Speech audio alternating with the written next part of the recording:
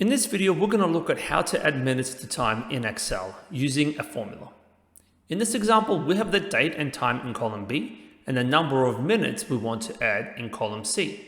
And what we're going to do here is to add these minutes to the time.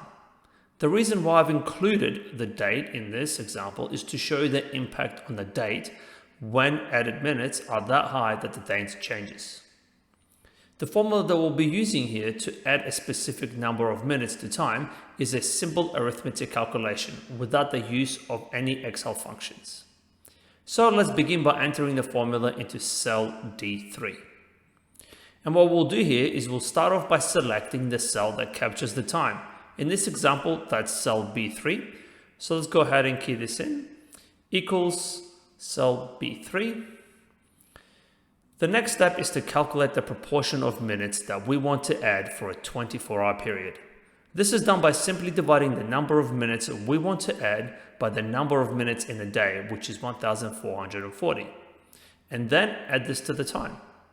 So let's enter this into the formula, plus we'll select cell C3, which represents the number of minutes that we want to add, and then divide this by 1,440. Therefore, we are adding 10 minutes to the time. And then press the Enter key. And that's it. The formula is now adding the minutes to the time. Let's now add different minutes to the time by selecting the cell where we have written the formula, which is cell D3.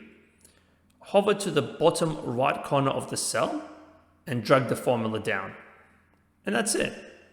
Notice that cells D5 and D6 have changed dates given that the minutes we're adding are so high. I hope you found this video useful. If you did, please click that like button and subscribe if you haven't already. Thank you for watching, and I'll see you in the next video.